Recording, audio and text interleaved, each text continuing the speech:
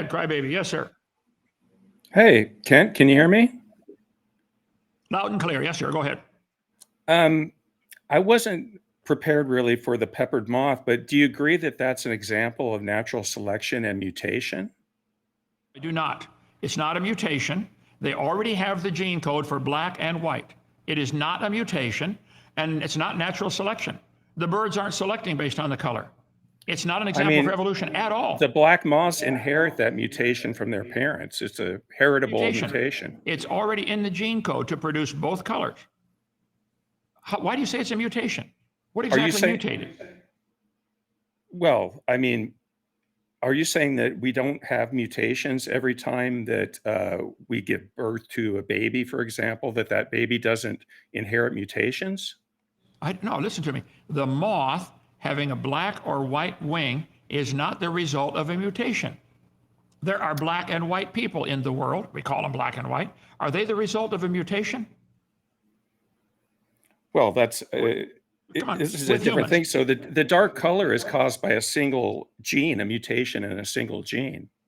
Okay, what about for people? Would you agree there are dark-skinned people and light-skinned people on the planet? Are they still people? Yes. Can they still interbreed? Yes. Is one of them, either the dark or the light, is that a result of a mutation? How do we get these different color skins? They're either dark-skinned or light-skinned due to heritable mutations, I would say. Well, not for mutations. It's part of the genetic code. I mean, you're looking at mutations as a negative thing, like a mutation is something that's just deleterious. Okay. So anyway, the moth. Now listen to me. I don't really want to. Can I ask something else? I don't really want to talk about the peppered moth. I'm going to stay on the moth for a minute. The peppered moth is not a result of a mutation, and it's not evidence for natural selection. They don't rest on the trees. So you can't say the birds can see them better on the trees because they don't rest on the trees. All the research shows they stay up in the branches under the leaf. So the birds have nothing to do with it. So it's not an example that should be in the textbooks. That's my point tonight. Okay. I'll let you, we'll stay with that. But I want to talk about the stratigraphic column, or as you would call it, the geologic column. So a stratigraphic column is a representation used to describe the vertical location of rock units in a particular area. Can you hear me? I hear you much better. Yes, sir. Okay. Yeah. So I was just saying what a stratigraphic column is. It's a representation used to describe the vertical location of rock units in a particular area. So I want to know from you, can you take a stratigraphic column for the Grand Canyon, and could you go there now and identify the units of rock from that stratigraphic column? Your whole thing is based on the false assumption that the layers are different ages. Is the top layer younger? Just forget the ages for now. Could you take that stratigraphic column and go to the Grand Canyon and identify the particular units? I could probably follow the instructions in the book and do that. That's not something I think the whole thing. You would know where the Coconino sandstone is or the Kaibab limestone, right? The fact I don't care if it's Coconino or Vanilla Nino. Okay, it's okay, but you would be able to identify those from the stratigraphic column. You're still under the delusion. You're under the delusion that the top layer is a different age than the other layers. If any of those layers are different ages from each other, where were they hiding out until they landed there?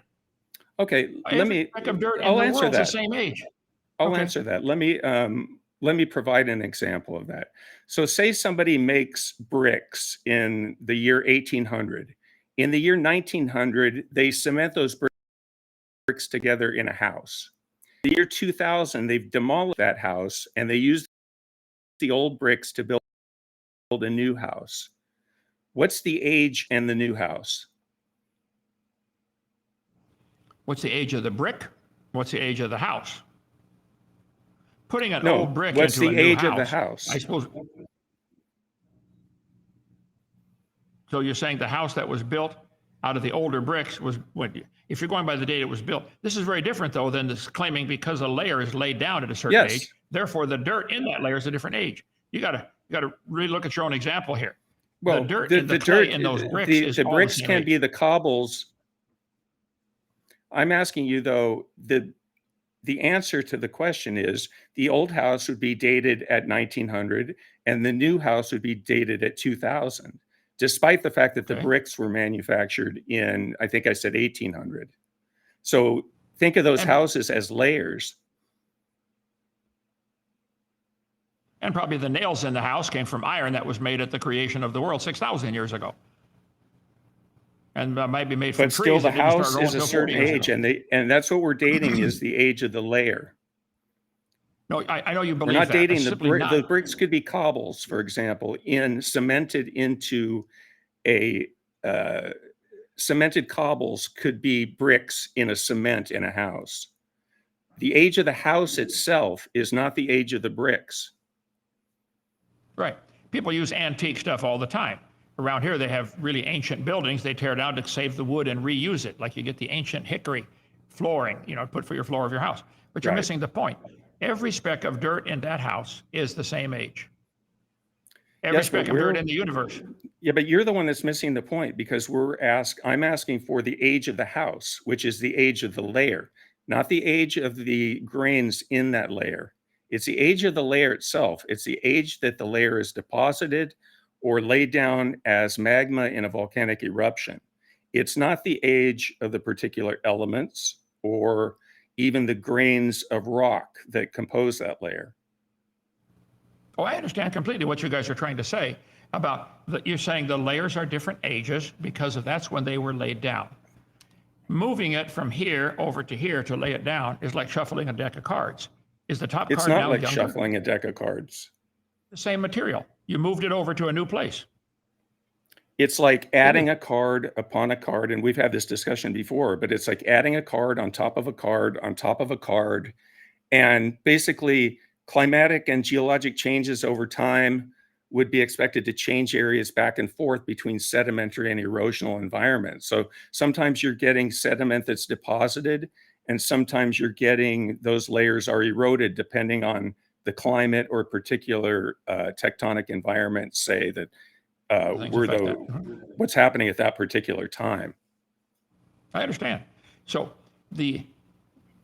during the flood, just like 2 Peter prophesied, the scoffers are ignorant of the flood.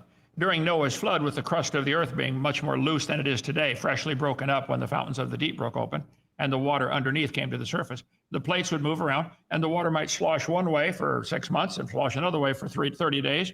I make hundreds of layers. I can do it right here with my little sand art toy, wherever it went.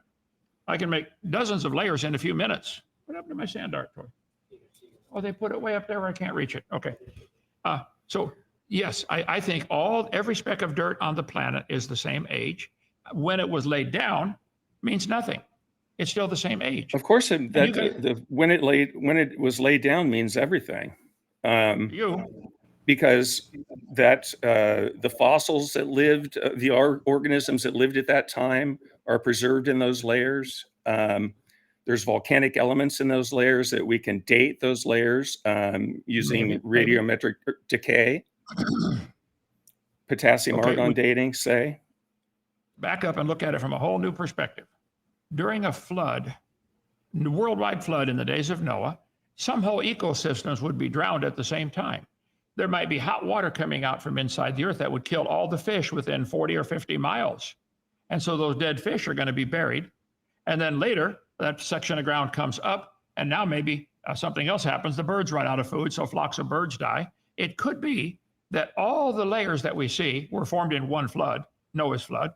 And you could, if you really wanted to look for that evidence for that, you could say, wow, you're right, this could do it. It could do this. And it could sort the animals a little bit based upon lots of things, based upon their habitat.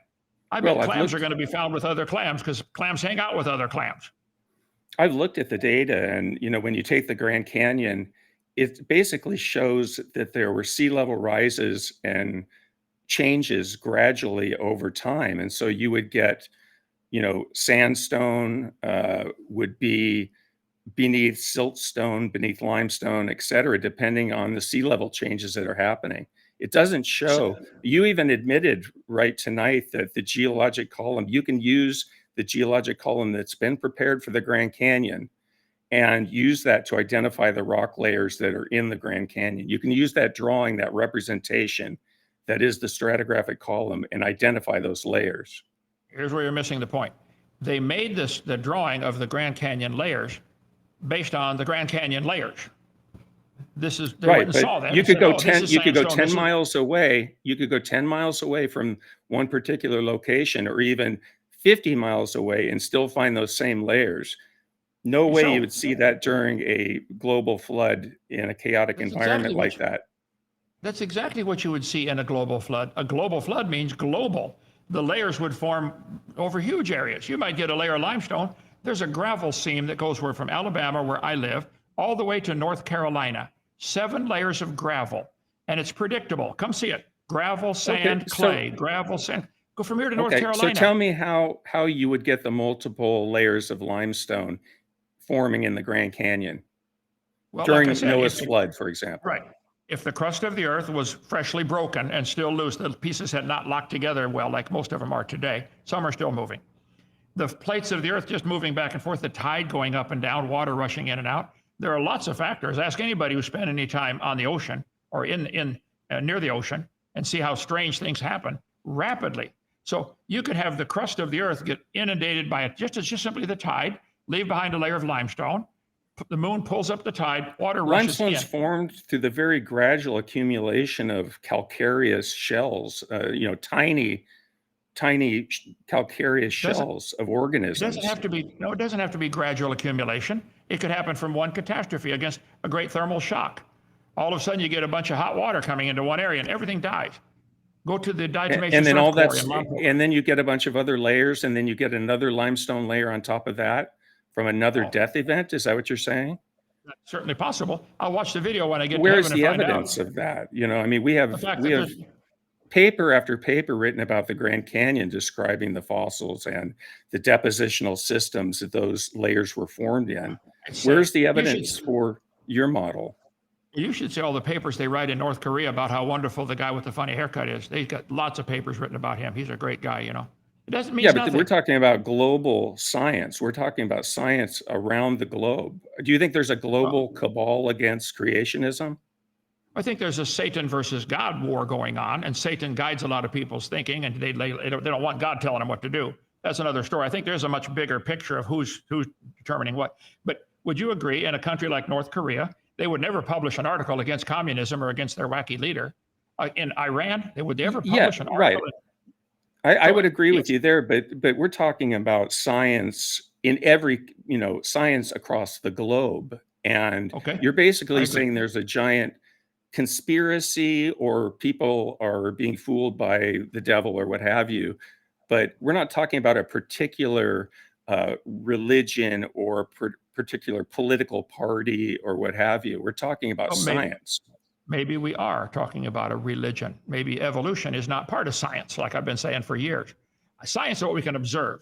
We observe cows produce cows. Chickens produce chickens every time. That's observable. Every farmer will tell you that. It is not observable to say the cow and the chicken should be connected with lines on paper saying that they're related to a common ancestor. There is no observable science evidence to say why a camel should be connected to a duck. They got the duck and the camel connected with lines to a common ancestor. That's not science. Okay, we'll save that discussion. We'll save that discussion for another day. Are you going to be at the Ark in July? Oh yeah, hopefully July 6th. Okay, I think I'm going to be there, so I look forward to seeing you guys there. Sounds great. Well, hey, I'll introduce you to my Lord and Savior Jesus. Okay. Okay. Well, thank you, Ken. Thrilled for that. Okay, you're welcome. Thank you. Okay, Take care. Bye. Thank you. Peppered Moth here. Thank you.